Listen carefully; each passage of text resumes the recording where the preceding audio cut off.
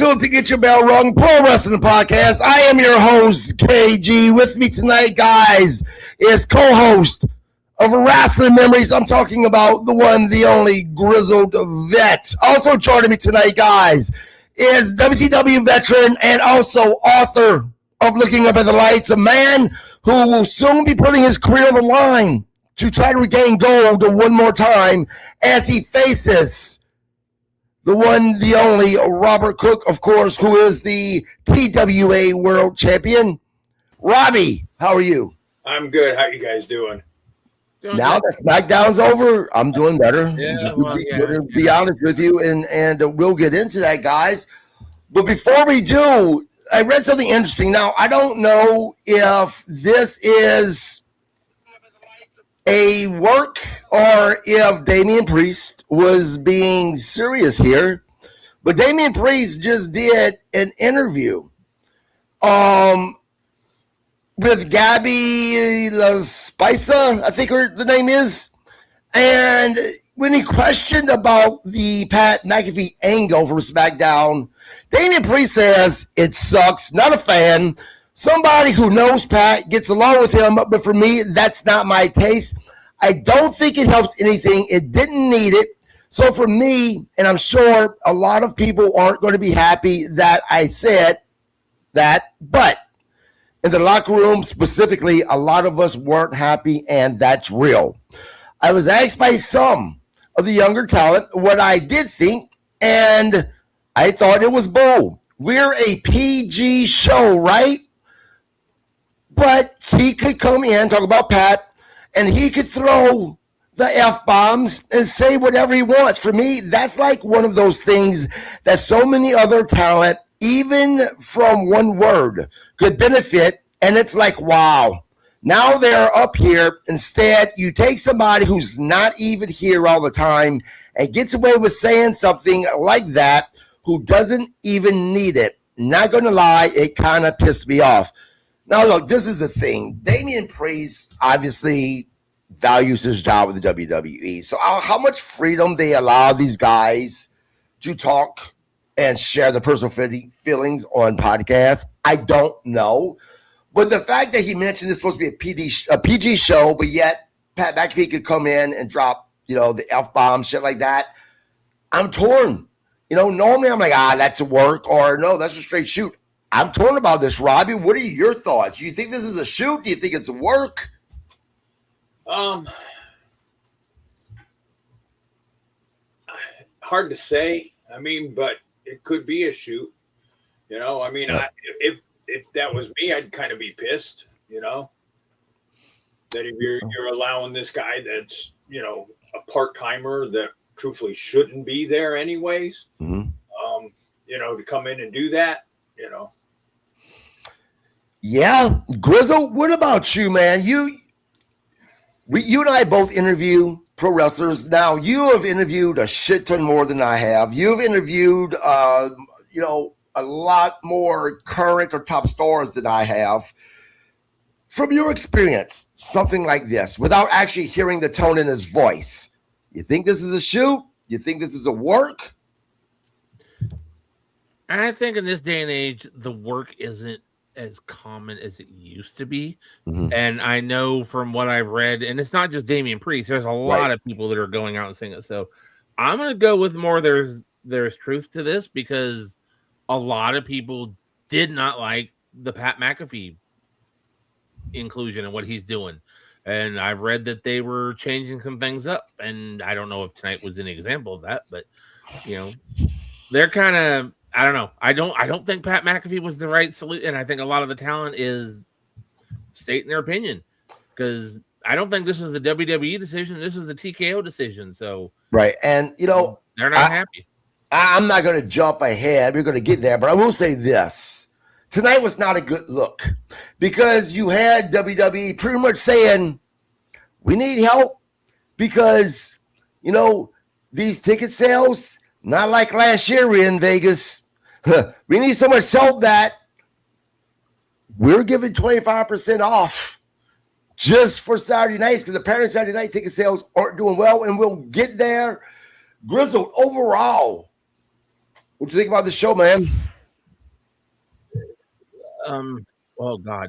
I'm gonna say this is probably one of the worst shows they've done in a long time, because it was just, there was no like cohesion, there was no like theme to it, there was nothing. They were all over the fucking place with everything. Nothing fit. Right. It was weird. It was just like, the old thing of, throw shit at the wall and see what sticks. Right. Dude, they threw a lot of shit. A lot of shit stuck and they used all of it. And it didn't make any sense. This was really bad. Yeah, guy, look, I agree. This show was a long 3 hours to watch. This show did nothing to make me excited about WrestleMania at all, whatsoever. Robbie, where you at with this, man? And what do you think about the show? I mean, do you agree with what we're saying, or do you think we're out of our minds that this was a good watchable show? No, it was 3 hours of my life I'll never get back. Yeah. It was horrible. I mean, if this was their go home show, I don't even want to watch Mania. I mean, that's, to me, that it was bad. It was bad. I said on Wednesday night with Dynamite being a go home show, that's what made it worse, because it was a go home show. There was times tonight that I wish I was able to snap my fingers and go back to the Dynamite show with me watching that instead of SmackDown, to be honest with you.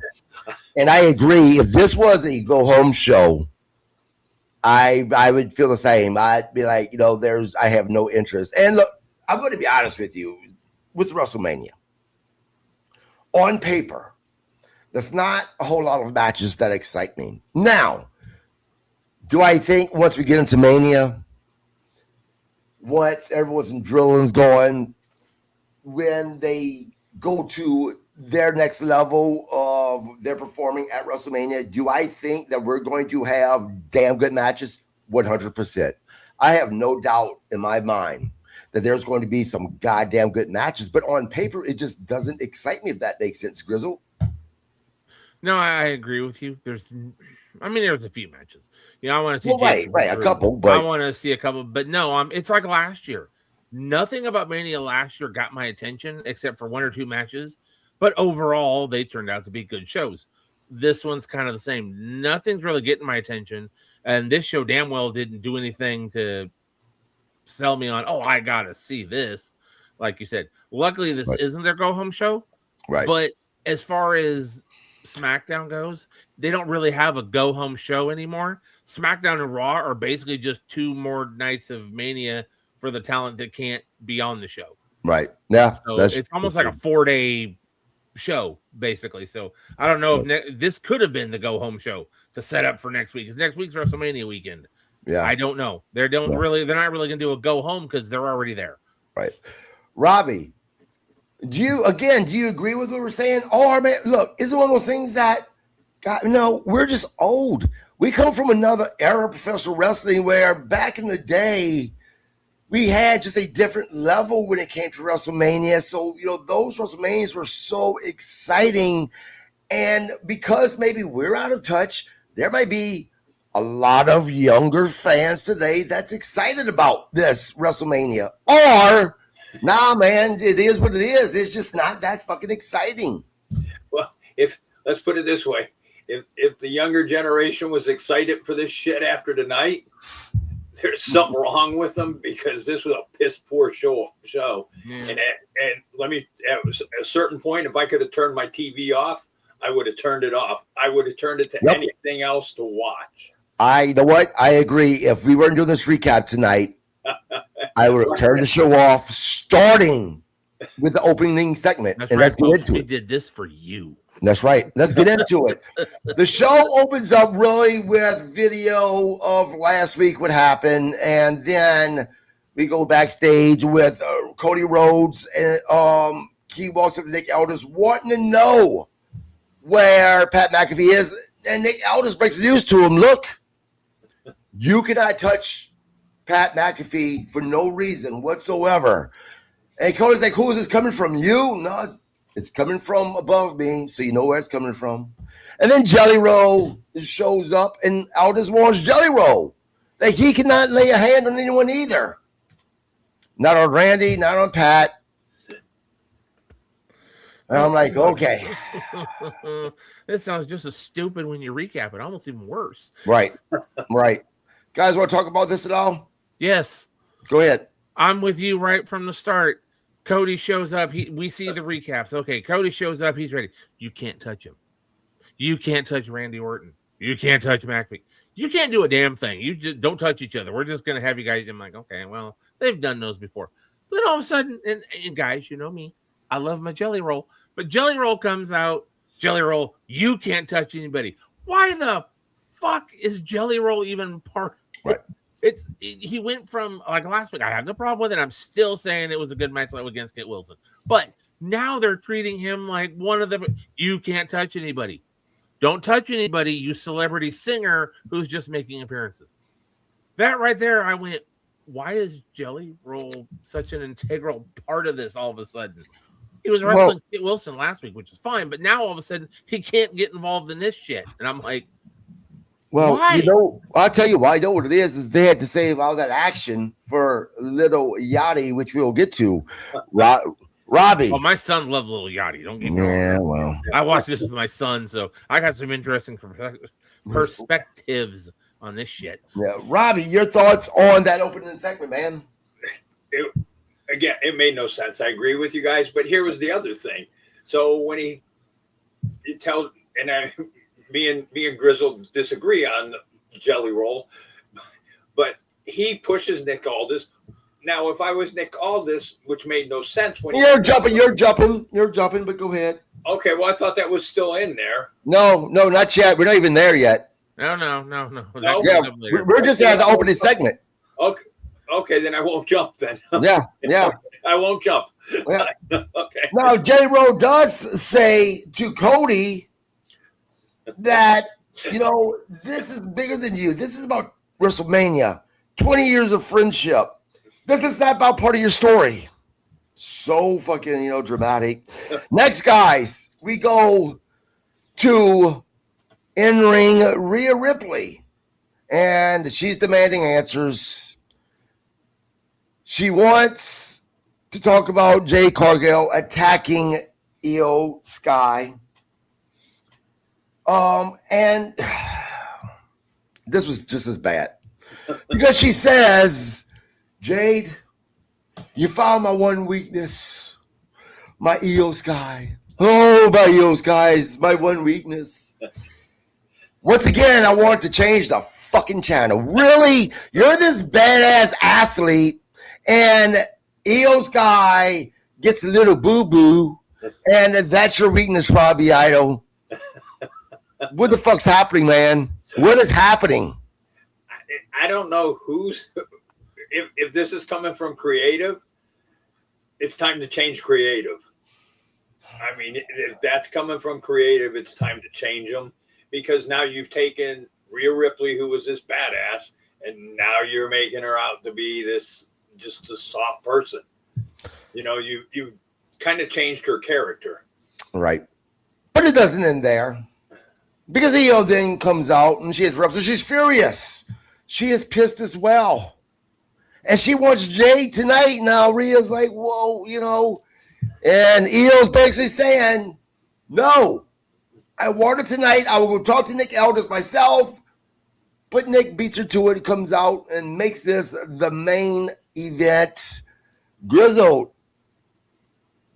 did this excite you to have this main event tonight? Well, not really. I agree with Robbie. Here comes Rhea. It's supposed to be the badass, and I love my Rhea Ripley. Mm-hmm. And she comes out, but yeah, no, you found my weakness. One, I mean, even if she's supposed to have a weakness, why would you tell your opponent? Right. You found my weakness. Oh, well, I'll just go kick the shit out of her then and leave her laying for dead, and I'm good to go. Yeah, right. Here's my weakness. I'd be like Superman. Here's this green rock. If you hold this up against me, you're going to whoop my ass. It didn't make sense. It was one of those things. Like I said, I have that ear, and I pick. And, well, do you guys ever sleep? No. Yeah, but so it's good evening, Jim. Do you ever sleep? I do not. I average about 3 hours a night. To be honest, I have conversations with KG on Messenger at like 3:00 in the morning sometimes. Yes, right. No, I don't think any talking about this show. Very little, Mr. Simmons. Very little. Anyways, no, it didn't. And then she comes out, and I know you have a shot at her, but I want a title shot tonight. Okay, so she's defending you, but now you come out and say, I want a title shot before you get your title shot.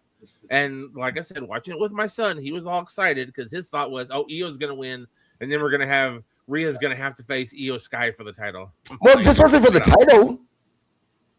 This wasn't for the title. They made it a title match at the end of the show. At least that's what my son was saying. Yeah, no, my son was thinking Rhea. So however it ended, but that was his first comment. Yeah, he's going to win the title, and then Rhea has to defend it against her. Yeah, no, this wasn't. It wasn't a title match, but something did happen that I thought there was going to be, and I was wrong. And we'll go over that. But no, this was not a title match. Okay, well, I'm glad to hear that one. But I'm just saying, like I said, my son had some great observations on this show, which I will share. But no, it just didn't.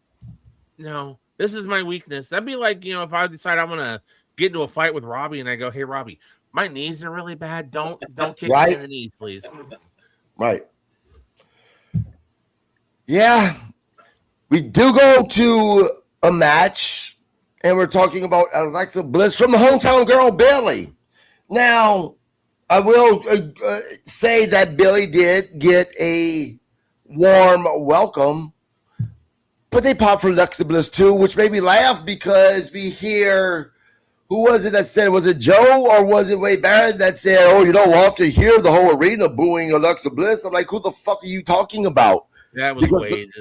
Wade, like Alexa Bliss didn't get booed. Sure, there were more of a pop for Bayley, but Alexa got a pop as well. Robbie, match, it was what it was. It was a good match. It was a decent match. Robbie? Yeah, decent match. Charlotte with the jacket again and whatever, the way they did the ending and stuff. So, the ending was kind of screwy, the way they put Alexis over Bayley. I guess you had to, I was waiting for Nia and Lash to come out. Yeah, I was too, honestly. And you're right. Charlotte got into it, causing a distraction, which ultimately helped Alexa Bliss get the win. Bayley losing in front of her hometown. Grizzled, what you think about the match, and what you think about Bayley losing? Match was okay. It was decent. I'm not gonna say all the matches on here tonight were bad. There were I agree. There were some decent matches. No, the match was okay. Bayley not winning over her hometown crowd, it kind of surprised me because I've been to shows in San Jose, and when Bayley's on the card, she's always the hometown, the hero. That's actually where I met Bayley, because back when she first started training, when all that was just outside of San Jose, at a little place called Hayward. That's where she made her debut, and that's where I first met her. But she's always been kind of the hometown crowd. So it was kind of shocking to see her lose, because all the shows I've ever gone to, she's always goes over. Right. Guys, we go backstage to Medical Room Tension. Macadona speaking with Carmelo Hayes about being patient with his knee injury because of WrestleMania, and he's like, when it finally happens, it's going to happen. Trick Williams and Little Yachty interrupts. Hayes declares that he's coming for the U.S. title after WrestleMania. Tension verbal exchange between Cardona and Trick, with Lil Yachty basically making the fucking match, I guess, saying that, Trick Williams is going to handle Macadona tonight. I could give two fucks about this, Robbie. Yeah, I agree. And why whoever idea was to bring this freaking Little Yachty in should be fired. It should just totally be, everything. He's terrible. He's terrible. Yeah. And we'll get to it. I'll get into the specifics of why I say he's terrible, but I'm telling you that he's fucking terrible. Yeah, I just, I'm thinking, you're making a match, really? You're making the match? Grizzle. Now, I know last week you really didn't mind it. Where you at with it this week? I don't mind Little Yachty as his hype guy coming out to the ring. Even though he sounded like a girl with a couple of those, I thought it was a girl yelling. Slow down, we'll get there. You're stealing my shit. Sorry. As his hype guy, I'm still okay with it. But I'm like with Robbie, Why all of a sudden you're his manager now, and now you're making the matches? What the? Okay. Right. Kind of like, Jelly Roll being all like super serious and don't touch anybody. Right. They've elevated the musical performers to the level of the WWE talent now. And, Yachty's a manager and Jelly Rolls, can't touch other people. And I'm like, okay. I have no problem with the hype guy. I had a problem with him being on with Robbie on this one. He's not supposed to be making a match. Yeah. We stay backstage, guys, with The Miz and Kit Wilson. The Miz, Kit Wilson are shown discussing the ongoing fucking help me curse situation in recent chaos. Nick Aldis confronts them regarding the disruption earlier in the night and basically makes a match saying that Danhausen is going to face Kit Wilson. If you guys want to talk about it, have at it. You know my thoughts. This is one of the things I looked forward to because I was like, "Hey, we get to see Danhausen in the ring." Didn't throw my son very much, but I was kind of having fun with this one because I was like, "Okay, at least something I'm gonna enjoy," because I have not liked much of what I've seen so far. Robbie, did the thought that yes, we're going to see Danhausen and Kit Wilson make you turn the volume up and go closer to the TV and watch it? I didn't say I did that. I'm talking about Robbie. No, I was ready to change the channel. Yeah. Next, guys, we get a Royce Keys video package to help, I guess, for fans who may not know who he is, understand who he is and the background that he comes from and how wrestling kind of saved him. And we go to the match. Royce Keys they called his debut, technically debuted at the Royal Rumble, but as far as being on SmackDown, his debut, Royce Keys versus Berto with Angel out there. This was my problem with this match. I'm thinking, once this whole thing with Brock Lesnar and Obafemi is done with, Royce Keys is someone that they could also have that kind of challenges Obafemi, because the way they've built Obafemi, there's nobody that should challenge him. There's not very many. Obafemi should be running through the locker room, and you know what I'm saying? And I'm thinking, okay, maybe this Royce Keys thing, we could get a storyline between these two. But I think they fucked that up because they gave Berto way too much offense. I think that this should have been a squash match, 100% a squash match. Royce Keys should have just ran through him. Royce Keys ultimately did get the win. Now, I'll tell you a couple of notes that I made about Royce Keys, though, during this match is, actually, I'm sorry, guys. I skipped some shit. I actually decided to, instead of writing, I wrote everything down, but I wanted to see if I could get this on my computer, and I went to Google for the notes, and they didn't put this shit in order. So I'm going to go back to my notes. We get a video, of the Melo Hayes and Sami Zayn with the Trick Williams thing. We talk about the backstage stuff.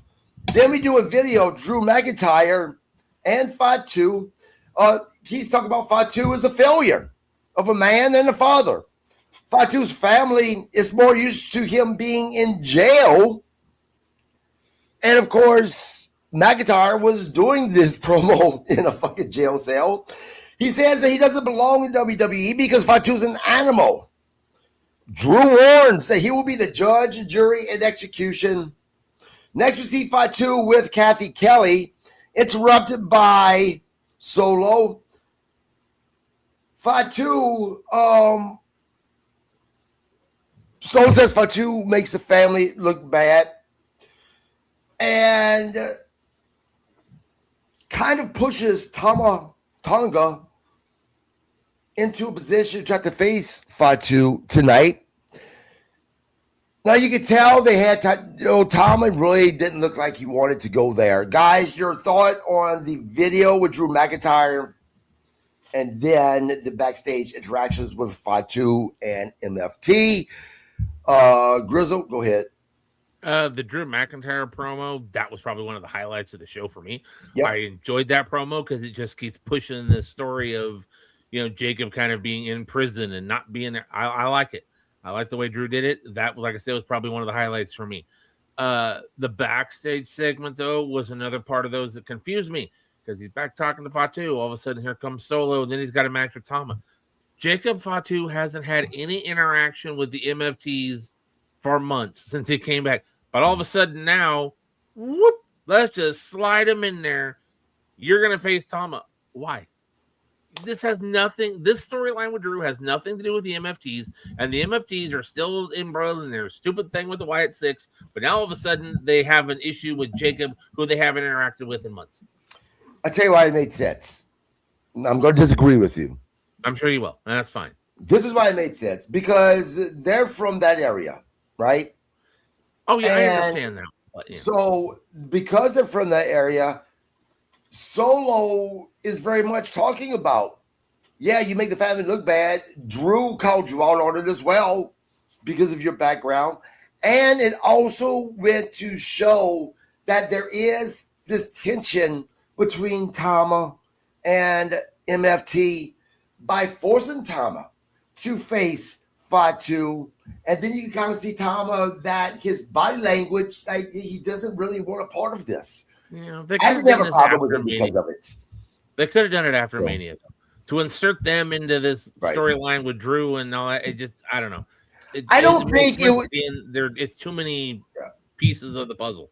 I don't think this is really adding to the storyline. This was just Robbie. I took it as this just being a one-off, and it also gave away, as we seen what was going to happen later, for this to happen. And we'll get there. What you think about the video package with Drew McIntyre and then the whole backstage interaction with Fatu? This is probably one of Drew's better promos. Right. So I'll give him that. It was one of his better promos. The backstage thing, I guess I could see it, being from that area and stuff and saying, yeah, you give the family. You wonder what it makes you also wonder, because like you said, Tama didn't look like he wanted a part of it. And the same, like with the lantern and whatever, there was something else that went like Tama that they had an issue with, that you wonder if Tama's going to leave the family and, go out on his own. So it kind of makes you wonder, okay, is he splitting from there too? Yeah. Now let's go to the Royce Keys match with Berto Lagaza with Angel there. And, I stand by what I say. I think they gave Berto way too much offense. A couple of things, though, that I liked with Royce Keys, man. That power slam, it took me back to a Buzz Sawyer power slam that he did. The formation of it, everything. It reminded me of Buzz Sawyer. Royce's spine buster, and I've said this is AEW days. He has one of the best spine busters since Arn Anderson, in my opinion. I love a spine buster, and I love that he's made the spine buster, which is such a simple move, an actual fucking finisher that he's able to fucking finish people with. Robbie, your thoughts on this? Do you agree that, because they're going to need someone strong to challenge Oba, Brock Lesnar is either retiring, and even if he doesn't, he's totally there after WrestleMania. This would be a good opportunity to build Royce as well as this unstoppable machine. But with them giving Berto so much offense, to me, that just kind of messed that up a little bit. And also, me bringing up the power slam by him, a Buzz Sawyer power slam, and as well as that spine buster. Yeah, what they should have had him do is run through both of those guys. Right. Just like they had Oba do it with the War Raiders. Yes. Should have had Powerhouse Hobbs go right through both these guys. His power slam and the spine buster, looks really good. But I still, I agree with you that they gave he should have just ran through him. He just should have ran through him and kept him strong. Yep. Grizzle? I knew this was going to be a point of contention on this show. Because one thing, it's like, Obafemi runs through everybody. That made him look bad. He should not have run through everybody. Royce Keys doesn't run through this guy. Oh, they should have let him run through it. I knew we were going to go back. No, Grizz, let me interrupt you. It is the people they had Obafemi run through. Okay. Running through two former tag team champions, a problem with that. Right. Him running through jabronis, no problem. I think they should have done that, right? And I'm going to disagree with Robbie a little bit about him running through both of the guys. I disagree because these guys were featured as being, at one point, at least your top mid-card tag teamers, right? And they're still over in AAA too, so right. So, but running through one of them, absolutely. Now, see, the way I look at it, though, because I was watching it, my son was watching it because he's like, hey, Dad, Royce Keys is going to debut. And I'm like, okay, cool. I knew he was a local guy, so it made sense to have him debut. And I will say this, because we talked about this a few weeks ago, the Stephanie McMahon interview. Yep. They used that as an example. He had an interview talking about growing up. So they used the Stephanie McMahon interview about I Cry to show his hard life and his upbringing and all that. So they tied it in, so they made it work. So Royce doesn't look like, because you had an issue with him, like I cry. But now they've kind of worked into it. They're kind of playing he had the rough life growing up. So we're good with it. As far as the match goes, he should have had more. He shouldn't have had as much offense. But at least the offense they gave him, he wasn't doing anything crazy. He wasn't doing like suplexes on this guy. He got him with a drop kick. He slid out of the ring. Angel got involved, so that let him get. They didn't give him any offense that didn't make sense. Did they give him too much? Yes. But at least what he did didn't make Royce look bad. It was just, cruiserweight type shit, drop kicks, slide out of the ring, the chicken shit type of thing to get away from Royce. So I agree with you, but at least they didn't give him offense that didn't make sense. Now, so it goes both ways on that one. I didn't know if I wanted to go here or not, but I'm going to. I am. I hate this backstory they gave Royce Keys, and I'll tell you why. Okay. Why is it every goddamn fucking minority in WWE, they have to make them from the fucking hood, and these poor people that had to overcome so much? That shit's annoying. It is. But they didn't make him that way, though. It's like Fatu. That's what his upbringing was. They're just going more. Yeah, I guess. I find and being from California, Palo Alto is not exactly what you call the high end, city in California. So it's gonna be more growing up Palo Alto. That's more. You're gonna have more gang. You're gonna have more poor. You're gonna have the scrap upbringing. So all they're doing is just kind of telling his story. Maybe I guess so. I just looked at it as being just tired of it because my mom went back to the days of the Junkyard Dog, right? And a farm boy type thing. It was so different and not your standard. Oh, well, you're a black guy or you're a Latino, so you grew up in the hood type thing. I don't know. To me, it's just lazy on Creative's part. They're just telling his story, so I get that, but it's professional wrestling. It's like you have the power to change it. At least they do, but they're just, and I get, okay, fine. They go on the inspirational route. You can overcome other things. I get that. They've just done it so many times. Damian Priest, they've done it with. I don't know. To me, it's just lazy. Robbie, you get where I'm coming from, man? Yeah, but I still disagree with you that you saying he shouldn't have ran through both of them. But if you're saying if you want to put him against Obafemi or make him look that strong, he should have ran through both those guys. I get what you're saying. The reason why I say that I didn't want to see that, and it's because of what I said, that these are two guys that were top guys that has beaten some top teams. That's why I didn't agree with Right, but the same. Hold on real quick. And at the same time, at least I would say this with Obafemi running through the War Raiders. The War Raiders ain't doing jack shit, right? These two guys are still being featured on AAA as top guys. That would have hurt them. And it would have hurt every team that they've beaten. That's why I didn't want to see it. I get your logic. If you're going to book him as someone that could go up against a man who ran through two guys like the War Raiders. Yeah, I get it. Agree. But because I disagreed with them doing that to War Raiders, I'm not going to be a hypocrite and then all of a sudden say, hey, well, it's okay because it's a guy that I want to see run through people. You know, that's just me speaking for myself. Right. But I mean, if they would have done his background a little bit more, like knowing, okay, yeah, he came from the hood, whatever, but he also used to compete in powerlifting and stuff. Yes. So, like, they didn't go into that. Nope. They didn't bring that up or anything. But I just like the War Raiders, though, they were tag team champions a couple of times. Yep. So, I mean, that made them better than these two guys because they held the tag team, or, you know, they may be in AAA, but that's like a step below, you know, NXT, isn't it? No, dude, absolutely not. In Mexico, AAA is the WWE of wrestling. Yeah, absolutely. AAA is the big name. Yeah, and Grizzled, help me with the name of the event. I can't remember the name of the event, but they have an event there once a year that's as big. Well, I'm not gonna say as big as WrestleMania, but it's pretty fucking big. You know, like WrestleMania. WrestleMania. I just don't know that much about it. AAA. So. Yeah, dude, if you like lucha wrestling, right? And I love lucha wrestling, man. And if you can watch AAA and some of the things there, you'll get into it. If there's a AAA event that's going to be on YouTube's channel, I'm watching it. There's tomorrow.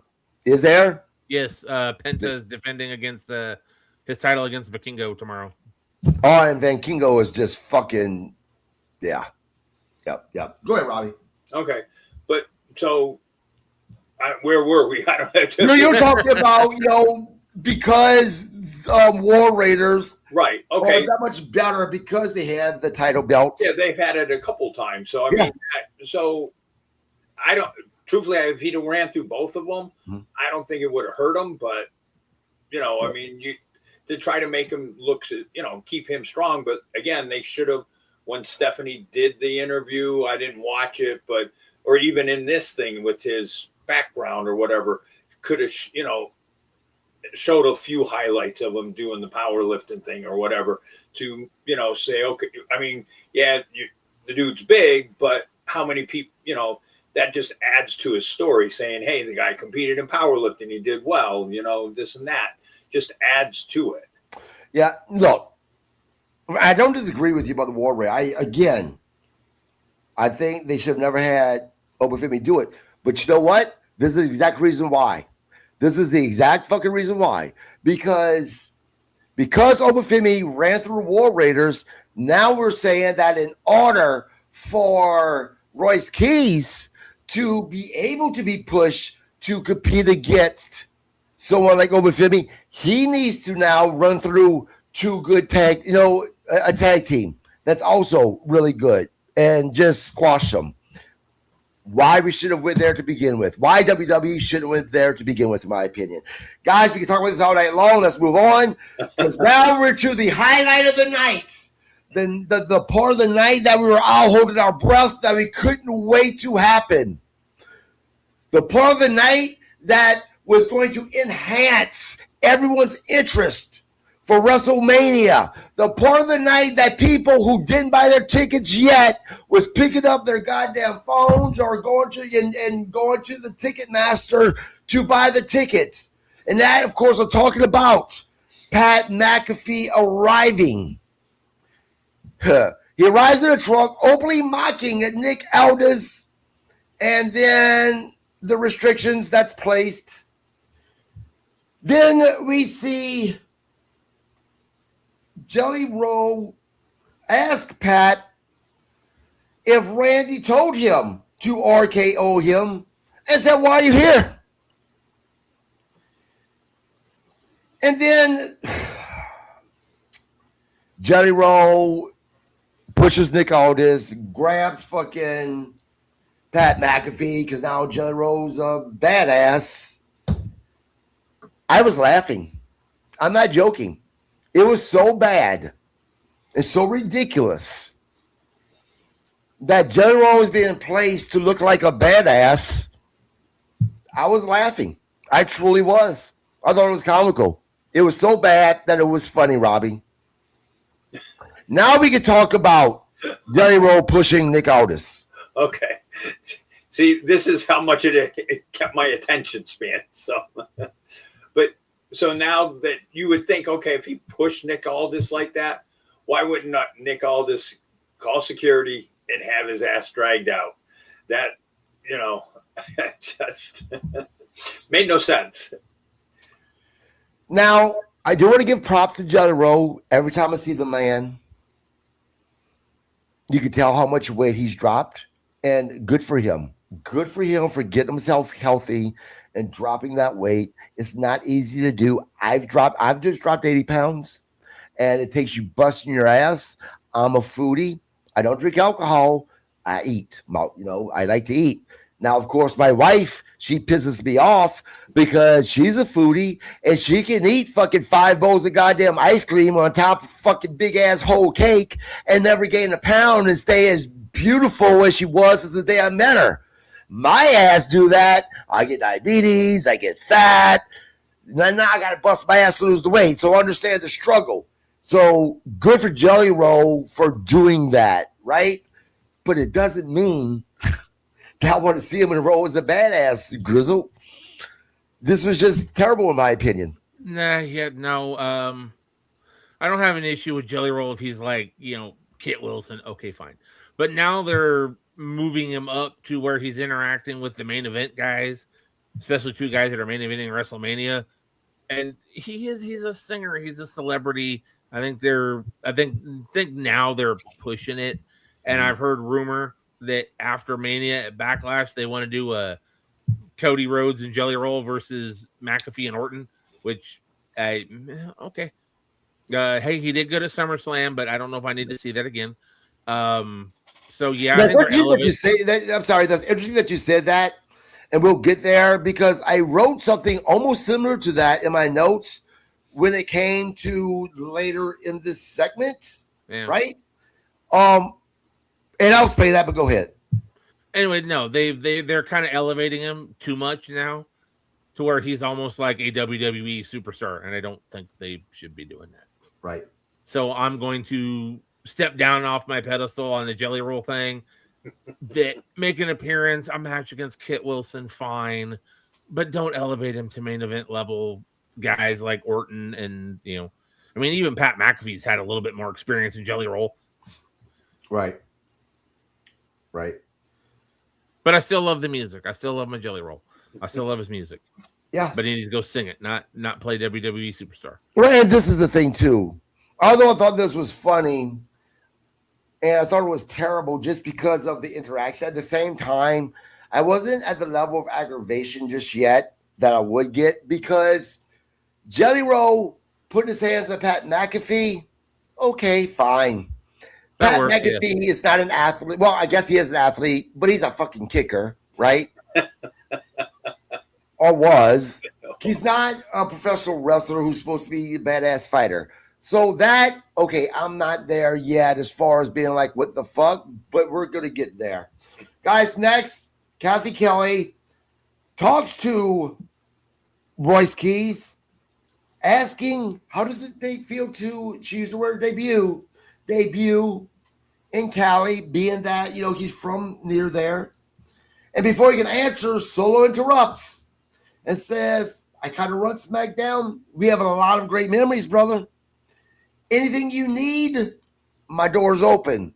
Now, I'm going to go to Grizzled first because I think he'll have a better answer for this than you would, Robbie, because I don't have the answer either. I did not know that Solo and Royce Keys even had history together, Grizzled. Do you know anything about that? Solo, JC Mateo, Powerhouse Hobbs when he was in California. Yeah, no, they all wrestled in that. Same as Jacob Fatu. They all wrestled in that area. So out of this, I see, and I want to see, and I would have no problem seeing JC Mateo versus Royce Keys because I've seen it before. Right. I've gotten to see it in California. So they're kind of tying in some of the backstory. But yeah, no, because Solo's a California boy, just like the Usos. Right. And fans, this is why I have Grizzled Vet on here, because he knows so much more shit than I do. And not to mention, I know appearance-wise, we've been a little struggling since the debut, but look at this beautiful man now. Head shaved, great goatee, looking damn good. Now that I think about it, if you put some piercings on your face, you kind of can look like your boy. What's his name? Prince Albert. Yeah. Prince Albert. There you go. Yeah. There you go. Let me tell you a story about this, guys, real quick. We'll pause. Yeah, I'm going go to tell you ahead. a story. Go ahead, man. For some weird reason, my mother watched wrestling for a little bit. If it was on TV, she'd stop and watch it. I think she liked Randy Orton. I think she liked Randy Orton. It's kind of cute. But she calls me one day, and she said she was watching wrestling. And she goes, and I saw this guy, and oh my God, he looked just like you. And I said, Mom, was it a guy named Albert? She's all, yeah, that's him. I'm like, thanks. My own mother called me to tell me I looked like Albert. And I'm like, thank you. Appreciate it. That's not an insult, because we do. I've always thought that Prince Albert should have been pushed way more than he was. I thought that for a big guy, he was so good in the ring and he looked so goddamn intimidating. Yeah. Why he wasn't pushed more of a monster as a monster, I will never know to this day. Trust me, you put me in the ring without a shirt on, I'm not going to look as intimidating as Albert. I'll tell you that right now. But it's this thing. It's the dome. Him and I share a head. Robbie, man, what'd you think about the whole thing with Solo? Apparently, they're planting the seeds. They're going to be starting some type of a storyline. It looks like possibly Royce Keys' first major storyline might just be against Solo, or is it going to be against Solo, or with Tama Tonga possibly leaving? Will they include Royce Keys now in MFT? That's what I was going to say. Are they going to throw you a swerve and bring him into MFT? If they have a history, and who knows, with creative in there right now, who knows what they don't know what they're doing. Yeah. So I mean, it wouldn't surprise me to see him part of MFT, just because now that they're saying, we had a history together and we ran around here and this and that. So it wouldn't surprise me. Are they planting that seed that we're going to bring them in? Right. I tell you what, people better get their shit together, because as exciting as it is that we're in WrestleMania season and we are pretty much a week off WrestleMania, the Monday after WrestleMania is a pretty scary damn thing for those who work for WWE, because that's when the pink slips starts getting handed out saying you're fired. It's going to be interesting to see if they do let a lot of people go or not in the next coming weeks. Well, they should start in creative. Yeah. We just had the Road Dogg leave creative, and creative looks like they're slipping. I don't know. Maybe the Road Dogg was a lot more important than what they thought he was, because guys, as we go to the ring, Pat McAfee, he right away says that San Jose is a shit show. He flips the crowd off. He says he's the hero. He says that, he doesn't know why the fans are booing him, because he is the hero. Instead, they cheer spineless bums like CM Punk. He talks about, now I'm going to admit, I got a good chuckle when he said this, right? He talked about, CM Punk's talking about how greedy TKO is on his promo with the high ticket prices and stuff like that. But then he calls out CM Punk and says, you were wearing your authentic WWE jacket. $100. Yep.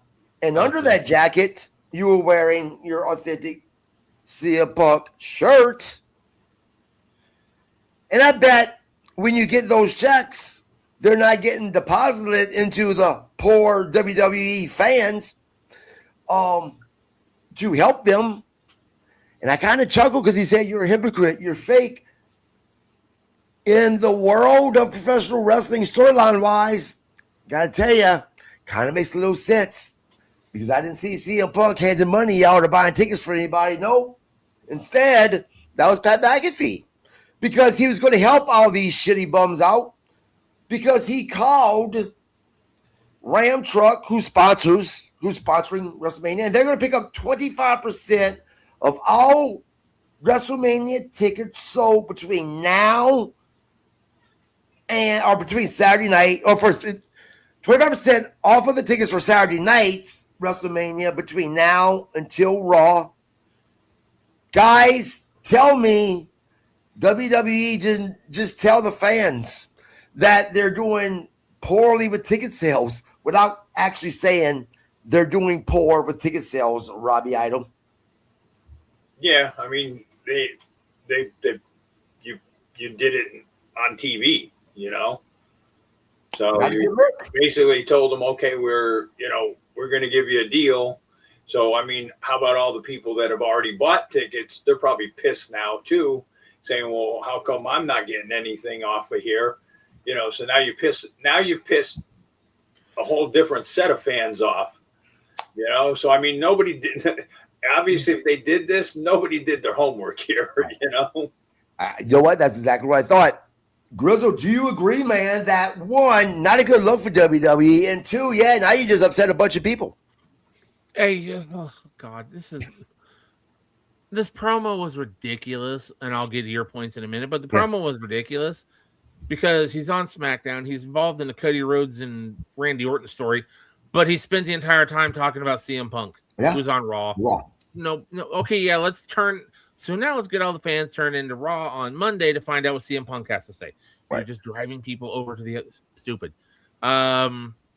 The 25% off thing, though, I knew that was coming. That was announced like a few days ago, and they wrote it. So basically, Pat McAfee is just a giant fucking commercial for discounted W Mania tickets, and they don't need to be doing promos to sell Mania tickets. You know, let Mania sell Mania tickets. We don't need Pat McAfee cutting a promo to sell tickets. As far as the other fans go, time out for a second, though, Grizzle. To your point, in a way, did this just make Cody Rhodes and Randy Orton look bad? Because isn't this them saying, because they're only doing it for Saturday night, which is the night that Cody and Randy is on, they just told the world that Randy and Cody can't fucking sell tickets. They can't put ass in seats like CM Punk and Roman Reigns can on Sunday. You know, I guarantee you they're going to do the same thing. I wouldn't be surprised if on Raw on Monday they announce that tickets for Sunday night will be going on for sale. Tickets are not selling. And as far as the people who already bought their tickets and now there's a discount, you know what? Oh, well, you were the dipshits that went, I got to go to Mania. Here's $5,000 for my front row ticket. You know what? You get what you get. Deal with it. Anybody who buys tickets knows it gets closer to the event, tickets go on sale. Maybe not as massive as what they're doing here because Mania tickets just aren't selling. I think Mania in Vegas the second year in a row was a bad idea when they first said it because Las Vegas saw all those dollar signs and thought, hey, let's do it again. Well, guess what? All those dollar signs aren't there this time. You know, so I think Vegas got greedy and went, fuck, we want to do this again. And now they're going, shit, it's not happening again. Should have left it in New Orleans. Absolutely. I think that if this would have been in New Orleans, I think that most of the tickets, I'm not gonna say it's gonna be, it would have been a sellout by now. I don't know, but I think that they would have had a shit ton more tickets sold by now. Because they made this too much of a destination show, to go to Vegas, You know, again, and it's blowing up in their face. In fact, I think there was, I read it today. I forget who the interview was with, but they said that if Vince was still in charge of the company, he wouldn't have taken the Vegas offer. He would have left it in New Orleans. And I think he would have, because look, people can say what they want about Vince McMahon. They can cry and scream about Vince McMahon taking the money from Saudi Arabia, but Vince McMahon also understood his wrestling fans. He knew his base. He knew that most wrestling fans are blue collar workers, right? And he would have never jacked up the prices as much as they are now. Now, saying that, all these freaking jabroni basement dwelling fans who are crying about AAA and he's destroying WWE and Vince McMahon should be back. Go fuck yourselves. Because if Vince McMahon did come back and AAA was gone, it would be less than 6 months. Then the same goddamn fan base would be crying that Triple H needs to come back. Right? Exactly. So, but it's let's not derail into a Vince McMahon spiel. So. Right. Yeah, guys, go ahead. But you can't even blame Triple H on some of this stuff. It's TKO. Right. Yeah, this is all TKO shit. They fucked this up bad. Right. Yeah, 100%. 100%. You can't even say Vince or Triple H. It's TKO. Guys, this isn't WrestleMania, it's Money Mania. I've been saying this forever now.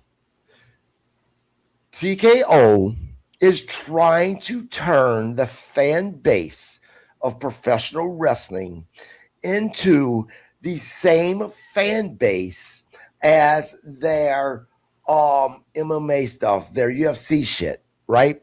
All the celebrities, the wealthy people, stuff like that. You're not going to do it. Again, wrestling fans are blue collar workers, man. Mm-hmm. And right now, or at least at first, it may have been working because people are still buying the tickets. But I think that you're starting to see the consequences of what they're trying to do. And they're trying to make WWE a destination event. Right. Just like the Super Bowl. Right. They can put on the shittiest card on the planet with 4 matches, right. And they want you still to show up because it's WWE. Right. It's where you want to be. Yep. I think that it's going to continuously bite TKO in the ass. Now, guys, Cody Rhodes shows up. And this made me laugh a little bit too. Pat McAfee mocks Cody's song.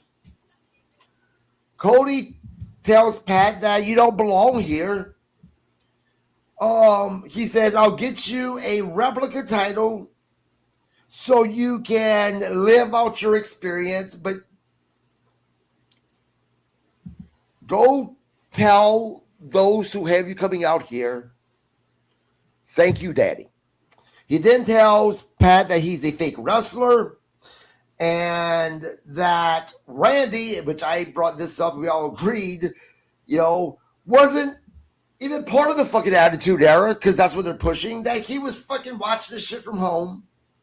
And he mentions Paul Bosch and says that Paul would say that the fans that are getting called marks, they're actually their customers.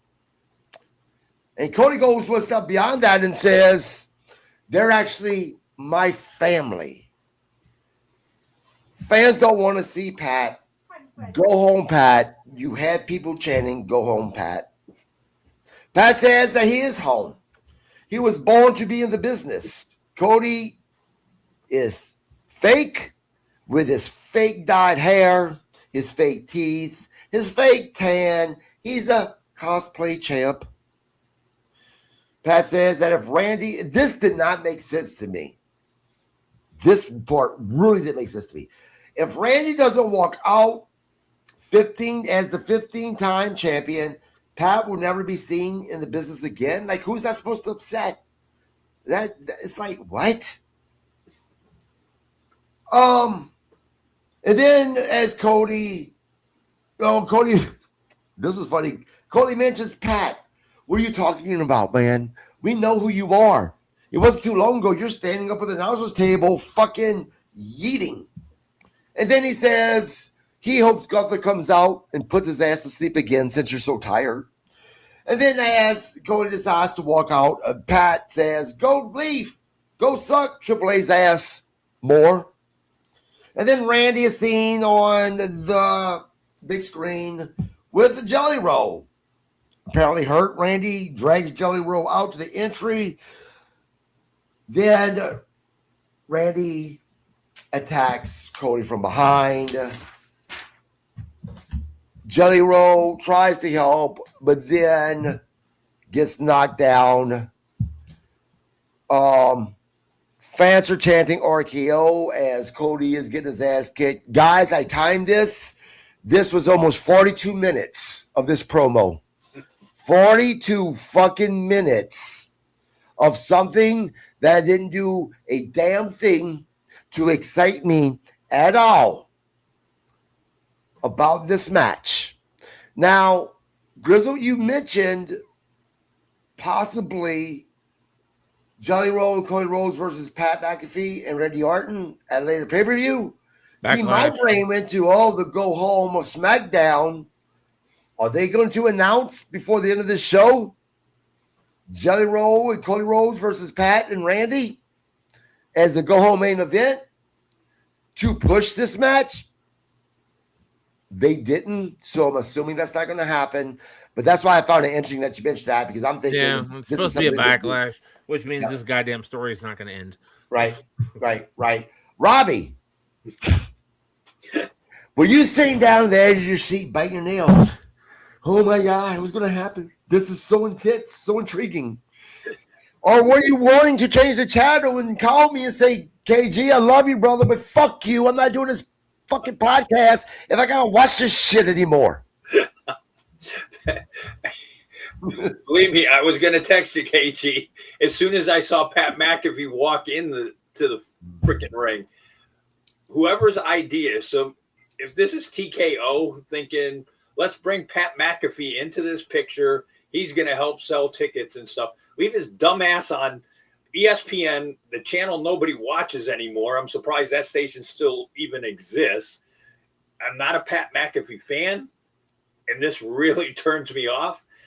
Your heyday, Pat McAfee, was when you got busted, arrested for pissing in public. That was your heyday. Get the hell off my TV. I had to suffer through all this shit, and I really wish whoever thought this was a great idea, they would fire him. I honestly wanted to text you, KG, when this was going on. I go, KG, love you, but I'm done. I'm going to bed. Dude, I get it, because this is my podcast, and I wanted to tell you guys that I'm finished. I wasn't doing this shit. Go ahead, Robbie. Did nothing for the Cody Rhodes, Randy Orton. I mean, everything, because now you're pulling Jelly Roll in. You're telling Cody you can't touch Pat McAfee, but it's okay that Pat McAfee can lay hands on you. I mean, it's just it made no sense. It makes no sense. Look, this is something that I was kind of wondering from last week with Cody Rhodes cutting the promo that he did after he attacked Kip Wilson and shit. Talking about, those he knows who's doing this, can kiss his ass. See, part of me was wondering if we're about to get into a storyline with Triple H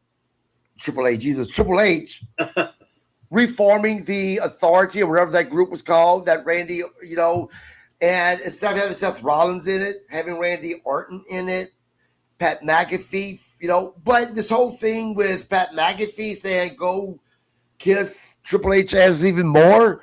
It's like, okay, are they trying to swerve us, or is this a storyline we're heading into with Triple H having a faction, him becoming an on-screen character again? Grizzle, I want your thoughts on that, and as well as, again, 42 minutes of this.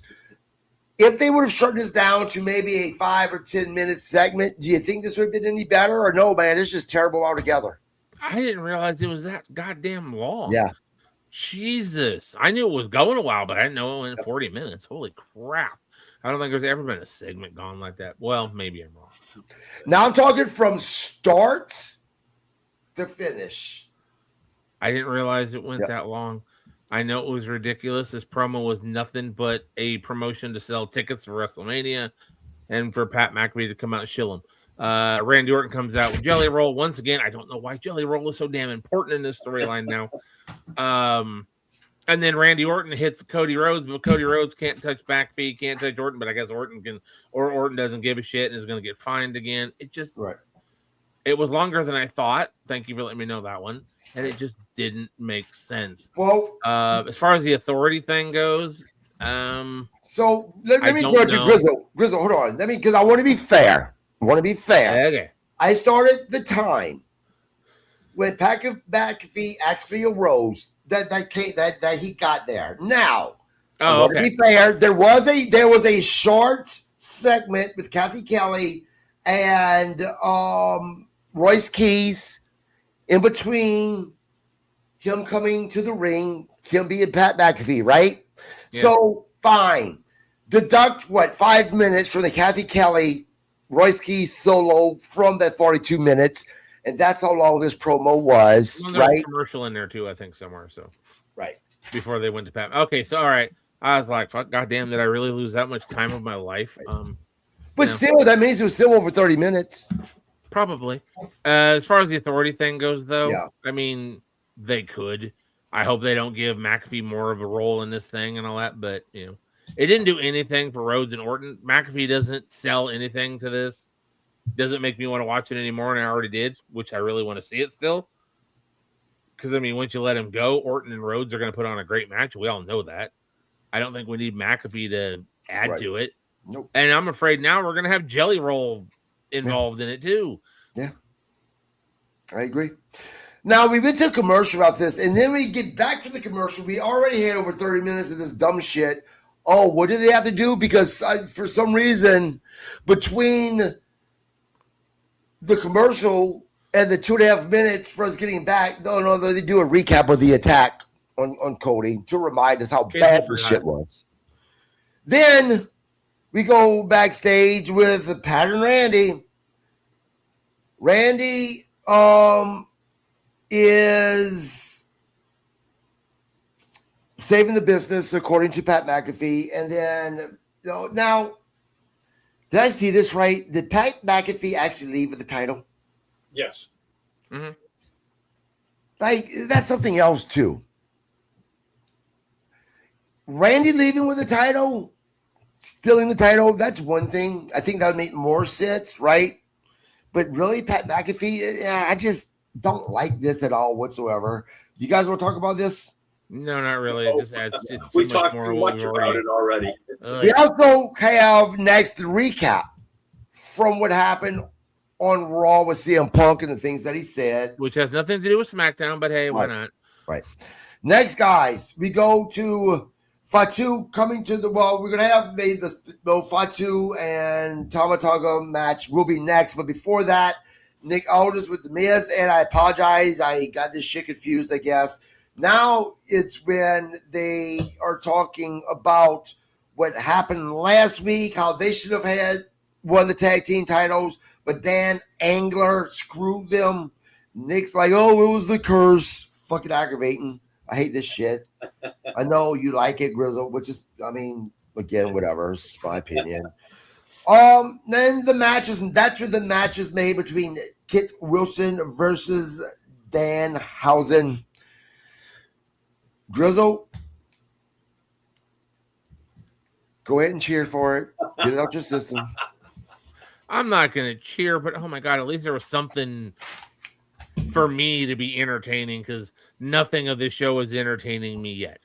And I like Danhausen. I like the gimmick. I wasn't expecting a 5-star Dave Meltzer wrestling match. So, I was fine with it. I needed some entertainment, especially after that bullshit with McAfee and all the other crap. But this match coming up, man, ooh, this is where I lost it. Yep. So before that, Robbie, anything you want to interject about that interaction backstage with the whole Danhausen thing? No. Okay. Now it's when we go to Fatu Tama Tonga with MFT. A couple of things. That when Fatu came off the ropes, not the top rope, hit the ropes and then flipped onto Tonga. Incredible. The suicide dive was brutal. Fatu does win with the moonsault. Fatu then goes to promo, but then Drew attacks from behind, hits a claymore, and then beats the shit out of Fatu. Has handcuffs, long handcuffs that he tried to put around the fucking post twice, and that was a fucking failure. Fatu gets busted open because he uses the handcuffs. Drew uses the handcuffs to beat Fatu. Fatu did come back with at least a hit, but but that didn't work. He got hit again with another Claiborne, then the chair shot, then the future shock DDT on the outside. Again, there was color.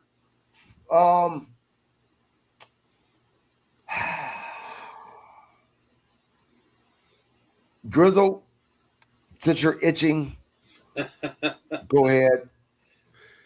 First off, match, great. Enjoyed the match. Love watching Jacob Fatu in the ring. This guy, for his size, is fucking amazing. Great match. Afterwards, Drew McIntyre doing the attack. Okay, cool. Makes sense. He's going to attack. Okay, great. Oh, we're getting out the handcuffs. Okay, we got the handcuffs. All right. We got the handcuffs on the other room. Okay, cool. Let's put him over the ropes. Okay, now I'm going to kick the shit out of him. Nope, you didn't set the handcuffs right, so he got loose. Okay, that kind of made me chuckle. I'm like, oh my God. Okay, so we go back. We're going to do the handcuffs again. Oops, fell off again. By this time, I am laughing so hard I cannot concentrate on what is happening in the ring. Drew McIntyre fucked up those handcuffs so goddamn many times. And I'm like, Jesus H. Christ, can we cut away, go to commercial, do something? That handcuff shit made it look so pathetic. But were you asking yourself the same question? What I was asking myself is, wouldn't it be better if you just take the other part of the handcuff and fucking put it on the fucking rope? And that way he's stuck to the ropes now, and now you can have your way with him? Well, yeah, I was kind of thinking, that's what I thought he was going to do. But then when they put him over, but then his wrist came loose. And then they tried to do it again, and his wrist came loose. Then he finally puts him on there, and I was waiting for it to pop off again, but this time it helped. And here's the other thing. Why did you need handcuffs with a fucking 15-foot chain between it? The chain between those was hilarious. Oh, my God. I lost it. I laughed so hard at this that any brutality at that time, I couldn't take it seriously. Oh, and then they tried to sell it that he handcuffed and put his hands behind his back for a second. Well, yeah, he put his hand behind a handcuff, but the chain was so long. So long, right. Jacob could move his arms around with no issues whatsoever. That chain was too long. So nothing restrained Jacob Fatu. Yep. I'm with you. I was dying, and then in the end, when he finally gets it down, okay, and he gets the belt, I don't know if Drew McIntyre was just taking out his frustration because he fucked up the handcuffs or what, but some of the, you know how to hit a chair shot. Robbie will tell you, you can do a chair shot without hurting somebody. You can hit him with it. But I don't know how you can fake whipping somebody with a belt like that and not. If I was Jacob Fatu, I'd be back in the back going, what the fuck were you doing? Because Drew McIntyre just laced him like, okay, I'll be racist a little bit, like he was a plantation owner. He just whack. I was like, damn.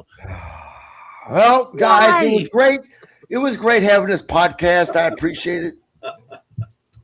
Sorry. But I'm just saying, he had released with that belt like Jacob Fatu owed him money. I was like, damn, you can't fake that. I don't know why. And then Robbie made his comment about if that were me, there would be. I was like, yeah. But the match was fine, but the whole afterbirth of it just bleh. Robbie, what do you mean if that was you, buddy? Because I'm pretty sure not too long ago, you beat the shit out of somebody with a fucking goddamn window stick. And that was because that was a no-sell. Oh, Jacob sold these? I don't think he had a choice. Robbie, what'd you think about the match, man, and the post-match shit?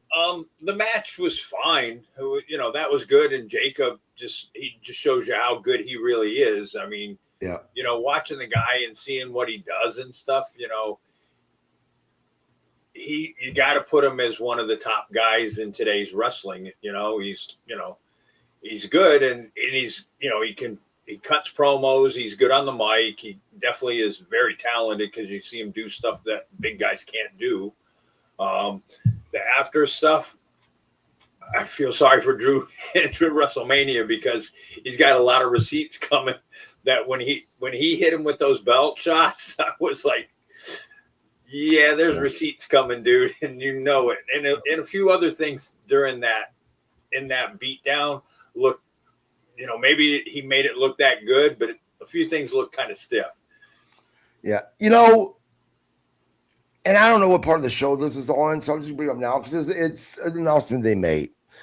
They talked about and I think it was right after this, they made sure to make a point to say that the first hour of WrestleMania on Saturday was going to be this match between Drew and Fatu. And then they made sure to say you can watch it on ESPN for free. It's one of the things you can be able to watch ESPN for free. They are not making this WrestleMania seem like it's a must watch because they're making it seem like the WrestleMania is so weak that they are so concerned about the lack of ticket sales, and they're concerned about the fact that we may not get a whole lot of people freaking buying the ESPN package you got to have to watch this WrestleMania. It just wasn't a good look for him, Grizzle. No, and this is obviously they're gonna put that match on because they want to get the people to watch, and hopefully they'll watch that first hour and be like, "Oh, dude, I want to see the rest of this." Right. They're gonna buy it. It's a marketing ploy. Right. Should they do it? No. It just goes show you, like they said, they're afraid they're not getting the audience they're supposed to. And then the second night on Sunday, they're opening with Brock and Ola. Yeah. They're giving us that one for free. Yep.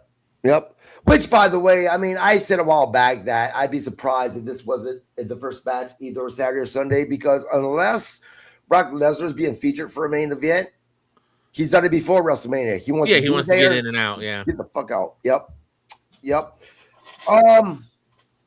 We go to a commercial, come back for a recap, because obviously wrestling fans have short memories of what happened. Next, we go backstage to R-Truth is basically an advertisement for the ESPN brand. And then we find out he's talking to Danhausen. Damian Priest comes out and says, he's not Oscar anymore. And Truth is like, what are you talking about? You're the one that said he was a little girl screaming he was Oscar. And then next thing you know, we see something. All I seen was red at first. Fly past. Well, it's Rhea Ripley threw B-Fab across the back on camera, and she apparently had her ass kicked. But R-Truth says, I guess she doesn't want her in Judgment Day. It's a little funny. Anything to talk about with this at all? No, because doing the ad for ESPN. Yeah, that's all it was. Just another ad, yeah. I thought it was interesting, though. You got Rhea going through, one down, one to go. Right. You're like, okay, Mishin's next because she's going to make sure they can't interfere in, her weaknesses match. Right. Guys, next we go to Sami Zayn to the ring, and boy, does he get booed. He says, that's an interesting reaction, but let's nip this in the bud. He starts talking about the change. How Cody said he needed to be changed. Randy even said he needed to be changed, and he thinks the fans want change. Sami says that he has strived to give the fans himself, basically to give them more than what most of the athletes there have given them, because he has given them himself. He's been real with the fans. He says that there's still fans that love him, and he cares for those fans who still care because they recognize the things that he does. And he talks about how, he does things for the kids, so the kids love him, and how he thinks that there's so many fans in California has his back as California's booing him out of the building. And then he says he would not betray them because he loves them. And then he's like, yeah, there's those who boo me. And Sami says, but I'm going to ask you a question. What have I done to deserve those boos? And he does not care. He says that he's ride or die with those fans who care, and those fans are ride or die with him. And says that he will walk out as champion on WrestleMania. Now let's stop before we go to Trick Williams. This was awkward. And I'll tell you why this felt awkward. It felt like WWE so badly was trying to get Sami Zayn off as that baby face, and that later on even got proved that I think they were doing that. That's what I was interpreting, Robbie. How are you taking this? Yeah, I mean, I took it as they're trying to get him over, and he was getting booed. So. Yep. Rob says that Danhausen crap is so embarrassing. I agree, and we'll get there. Whatever. Yeah, don't jump the segment there. Yeah. Grizzle. Do you feel what I'm saying? That man, they're really trying to get Sammy as that babyface in this feud. Yeah, they still want Sammy to be the babyface, but the fans clearly booed. They did not like him. And this, unfortunately, was like last week. It's another talking segment with Sammy. They just went a little too long. Maybe not 40 minutes long, but still too long. Right. Now, where I don't agree with the fans, and where I think the fans are dumb shits, is the whole Sammy Hogan thing, because they literally call him that, because they literally think that Sami Zayn has been afforded the same opportunities as Hogan. I'm like, you mean the guy who's never been a fucking champion, you morons? Right? The guy that loses more than he wins, you fucking dipshits. By the way, fans, please subscribe to my podcast. Next, guys, we have Trick Williams comes out with Little Yachty. Dude, and this is what I was talking about, Little Yachty, and you kind of mentioned he sounds like a girl. He sounds like he fucking opened up a fucking tank of helium and swallowed it. He sounds like a little fucking girl, and it's annoying. And this is what I hate about it. I like Trick Williams. I think Trick Williams is good on the mic. I think he's good at cutting promos. But because of this fucking dipshit, Little Yachty, it makes me not want to see Trick Williams. Because I know I'm going to deal with Little Yachty. Little Yachty had his little gingerbread shirt on. Trick says that people are tired of Sammy talking. And he calls Sammy can't get the job done Zayn. Trick says Sammy doesn't like him from day one. Sammy says the fans like him, but not love him, as he claims, because the fans just kind of have a little crush on him. It takes a long time before the fans are going to actually love him. Then Matt Cardona comes out for that match, and we'll get into the match in a second. Grizzle, your thoughts on the segment, the promo with Trick Williams coming out to interrupt Sami Zayn? I'll still give Yachty his spot as a hype guy, and that's fine. Yes, I don't know why, but it sounded like a girl yelling a couple times on it. My son's explanation was, "Here's a high-pitched voice, though, Dad." I'm like, okay, that explains it all, son. Yeah, my son likes Little Yachty, so he's cool. I'm like, all right, and that's what WWE is appealing to. Is the kids like, my son, 14, 15 years old, to get them to watch it because, hey, it's Little Yachty. Little Yachty's cool. So my son is unfortunately the target audience that they want for this one. So I'll give it that. But as a hype guy, he's okay. And then going into the match, there was an incident which I know Robbie probably loved. But well, we'll get there in a second. But this is the problem, Robbie, and why I disagree as a hype guy. You mean Grizzle? I was the one who said that, not Robbie. Right. No, I'm saying Robbie is why. Yeah, I don't agree with Grizzle. Oh, okay. And this is why. Trick Williams don't need a fucking hype guy. He doesn't. The guy that's not good on the mic needs the hype guy, not Trick Williams, Robbie. What did you think about this? And are you okay with Little Yachty as a hype guy? No. Throw his dumb ass off of there. Why you're bringing... I get it, TKOs, all this, we're trying to bring this MMA crowd over and stuff like that. I don't want to see him. I don't know who he is. I don't care who he is. I don't think he's cool. I don't listen to his crap music. I have no intentions to listen to his music. Whatever. And I agree with you. Trick doesn't need a hype guy. Trick's good on the mic. But even as far as if this dude was a hype guy, he sucks as far as I'm concerned. Sorry, Grizz. Sorry to your son, but don't apologize to me. I'm just saying. He wouldn't make a good hype guy for the Miz. He wouldn't make good hype guy for anybody. But the thing is when I say hype guy, and I'll explain. I know what you mean, but it's literally just Flavor Flav was a hype guy in Public Enemy. It's the dude who just walks around while the main guy's talking, and the guy goes, "Yeah." Yeah, but Flavor Flav, I mean, that's even though he was an idiot, he was a little better than Little Yachty. He's a lot better than Little Yachty. Yachty. When I say hype guy, I mean the guy that just I know while the main guy is talking, the other guy just goes, yeah, that type of shit. But Yachty doesn't belong there. Yachty he wasn't saying yeah. He was saying yeah. Yeah, whichever. I can't get a voice that high. Look, but Yachty just doesn't belong. Right. Well, this is where it really annoyed the fuck out of me. During the match, he gets involved and holds and chokes Matt Cardona. And look, the fact that Matt Cardona is selling this shit, I'm like, no. Matt Cardona should have rolled out the ring and beat the fuck out of this little fucking dipshit. Because the guy is a tiny little person. Matt Cardona, regardless of how WWE books him, even though there's a book like he's Zack Ryder, is still a big guy, right?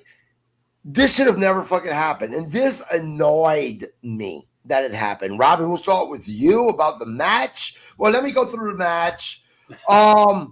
Again, Little Yachty gets involved. We got a spot because Sami Zayn is still out there. That Trick pushes Sami. Sami gets on the edge of the ring. Little Yachty pulls him off, and I do that for a second. I'm like, really? Sami Zayn's going to sell this shit and not get up? Thankfully, Sami gets up and gives him the Luva kick, knocking him on his ass. But then Trick Williams uses that distraction to quickly beat Matt Cardona so he can go check on his little person, because I think Little Yachty is his weakness, apparently. Robbie, your thought on the match and, you know, the fact that Little Yachty actually got involved and Matt Cardona sold this shit instead of just kicking him in the head. Yeah, I agree with you on that. He should have never sold for him, but I guess he's got to do what he's told. When it happened, I honestly hoped, my thought, and you hate to say this, but on this, when Sami gave him the kick, I said, I hope he landed that kick.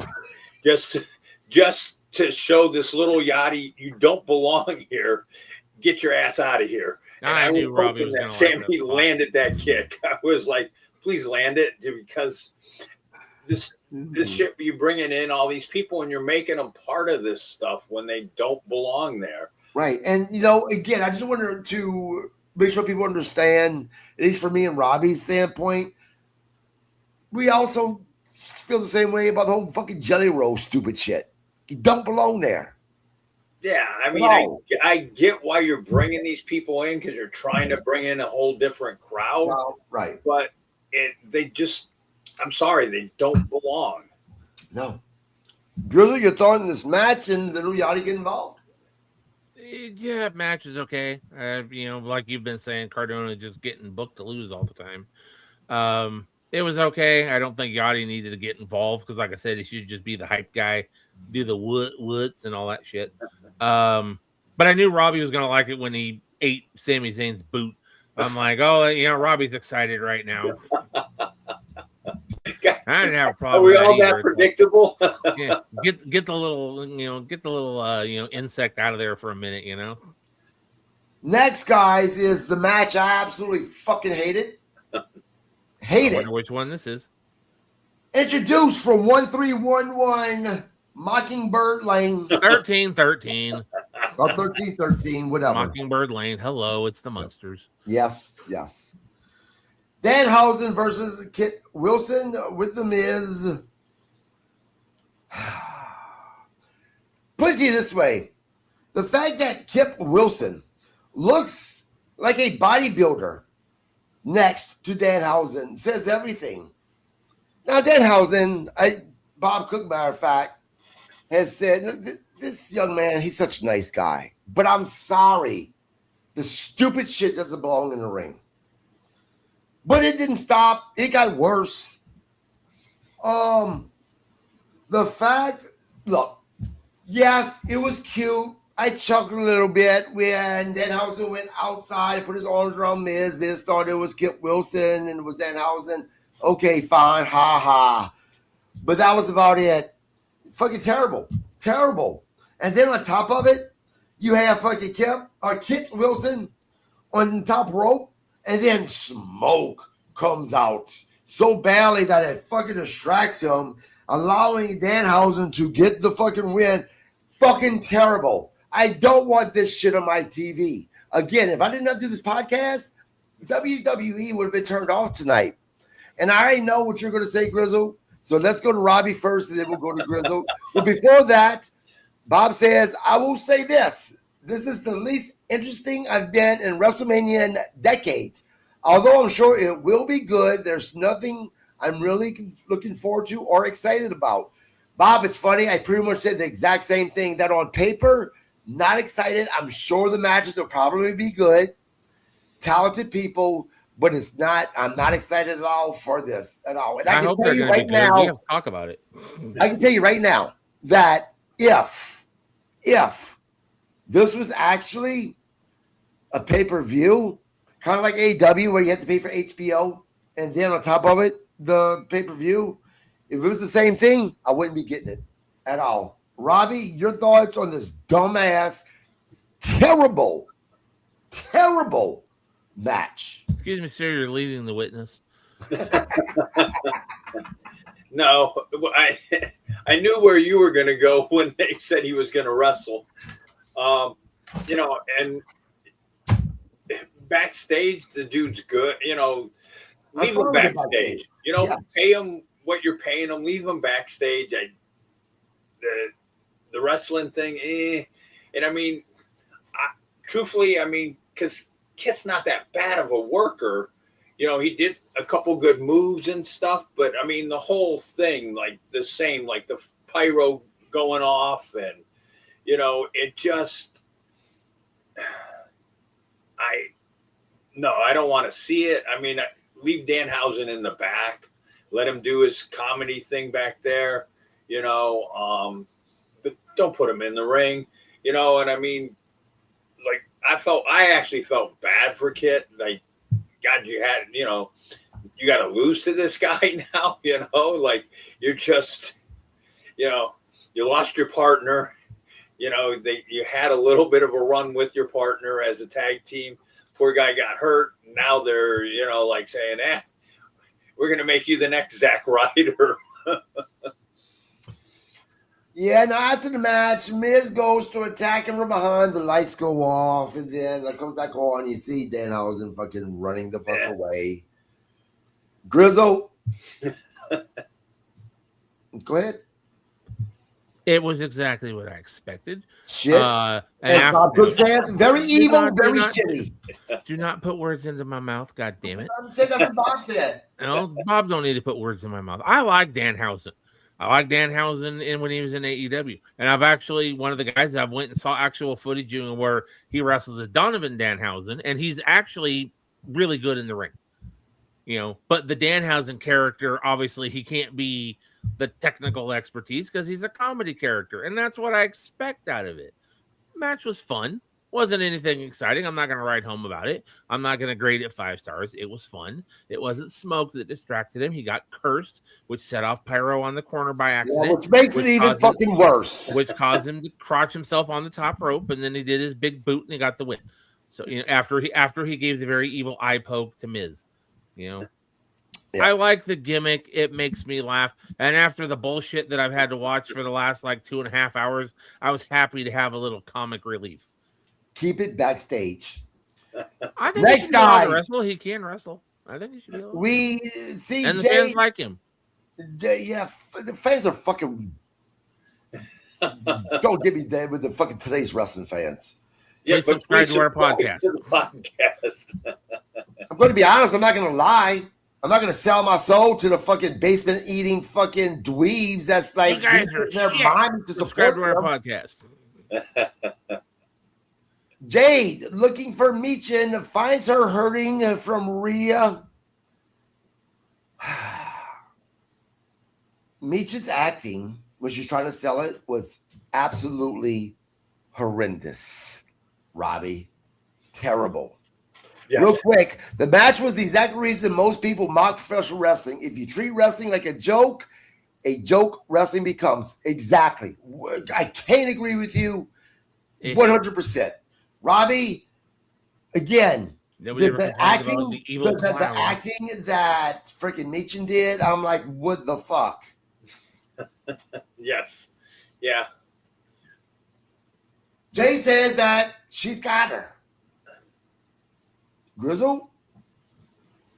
anything you want to add to this backstage segment? Well, we knew that Michin was going to get it because Rhea said one to go. Right. But, and Jade, who did this to you? Who the fuck do you think did it to her? Hello? Yep. We stay backstage in Rhea. Rhea said that she took on B-Fab and Michin, but left Jade for her. Ia asked Rhea to stay backstage. No distractions.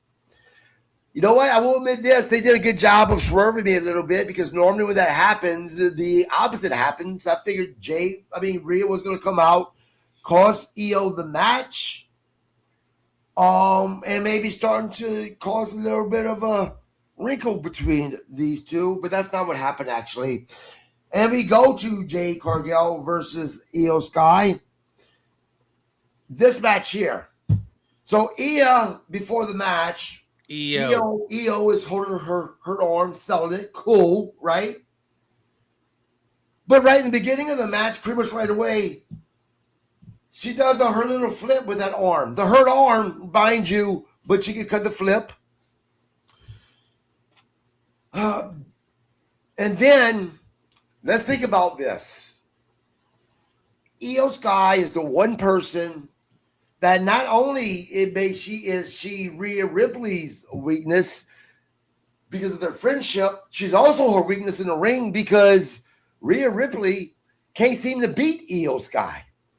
But yet, the person that Rhea Ripley is going to face at WrestleMania for the title just beat Io Sky.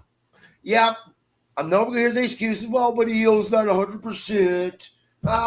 Whatever. Bad decision. They should have had Rhea Ripley come out. So if they wanted to put Jade over, that it wasn't clean because Jade beat her clean. Again, someone that Rhea cannot beat. Beat her clean or disqualification, something. Bad decision. Grizzle, your thoughts on the match and Jade winning? Match was okay. I expected Jade to win. I always thought it was a title match, though, so I don't know where I got lost in translation on that one. Match was okay.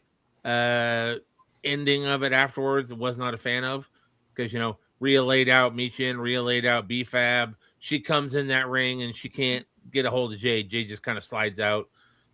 Jade has a chair. Yeah. For some fucking odd reason. We were going, wait. We're going to go there in a second. We didn't do post-match yet. Match is okay, though. Yeah. But my question, though, is your thoughts on what I said. They had Jade go, the person that Rhea is facing for the title, go over on a woman that Rhea Ripley has faced 3 times now and has yet been able to beat her. Well, like I said, I thought it was a title match, so it made perfect sense for Jade to go over. I didn't realize it was a non-title. I missed all that, but with all the fucking other shit going on, I can see why I missed that. So, no, don't get me wrong. I'm not saying that Io should have went over. I'm saying that something should have happened that either allowed Jade to beat her because of something not clean, or at least a DQ. Is all I'm saying. I can see that. Yeah, I can agree with that. Yeah, Robbie. Yeah, I'll agree with you on that. Now the post-match, of course, Jay goes to hurt Io even more because, again, that's Rhea's weakness.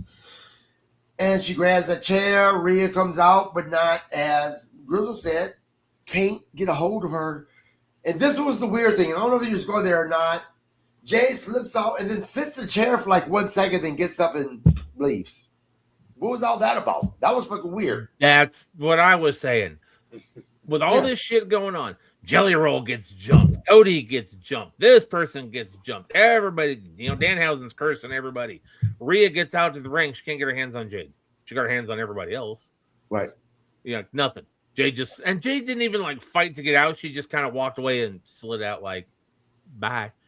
And then, she sets up a chair. Puts one, not even sat. I think, I swear to God, she put down one ass cheek and then gets up and walks away. And I'm like, why did you sit? Why didn't you just take the chair and kind of walk or drop and walk away? No, she sets up the chair, puts one butt cheek on it, and then gets right back up a second later. and that's the end of the show. Yeah. Robbie. That was creative.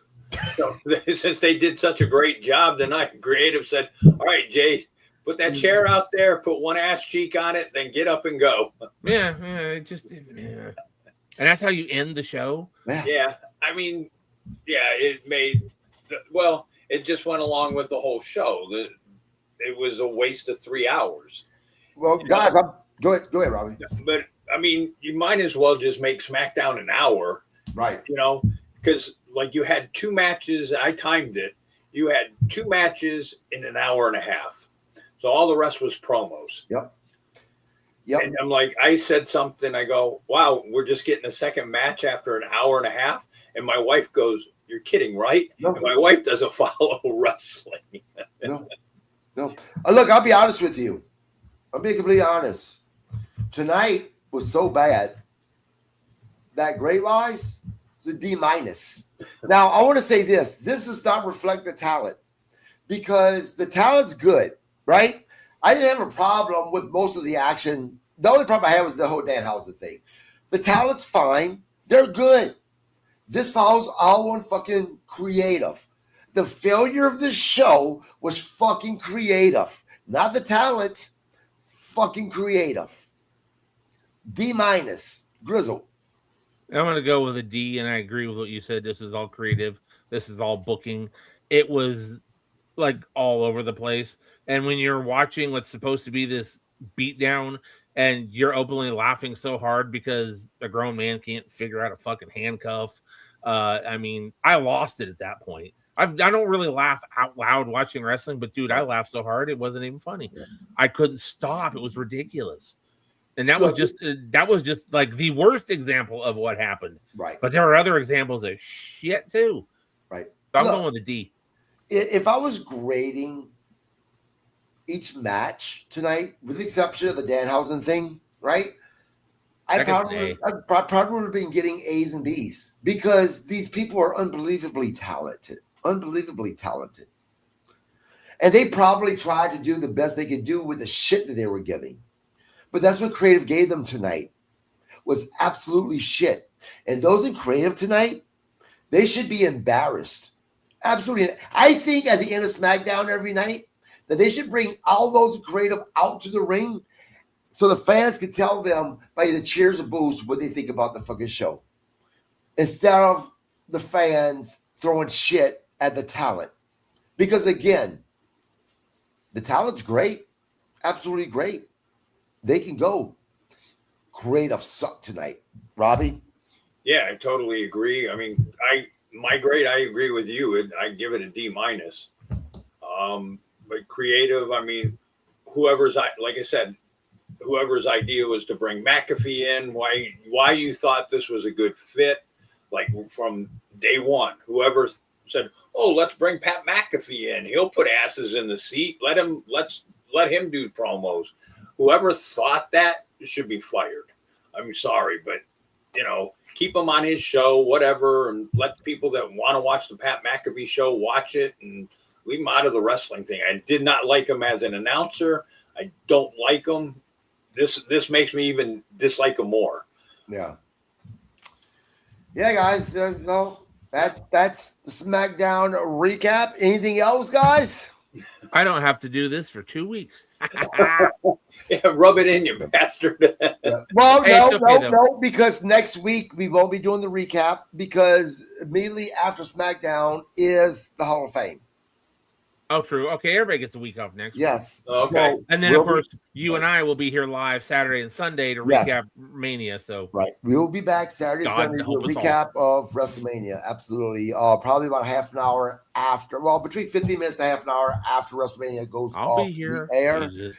We will be doing the recap. Yes, we'll be off next Friday because of Hall of Fame being directly after SmackDown. 1 hour after. Yep, 1 hour to SmackDown. Yep. Then also, guys, just wanted to let you guys know that on Monday, the 13th at 6 p.m., Baby Doll is going to be on the podcast. I love Baby Doll. I've had her on before.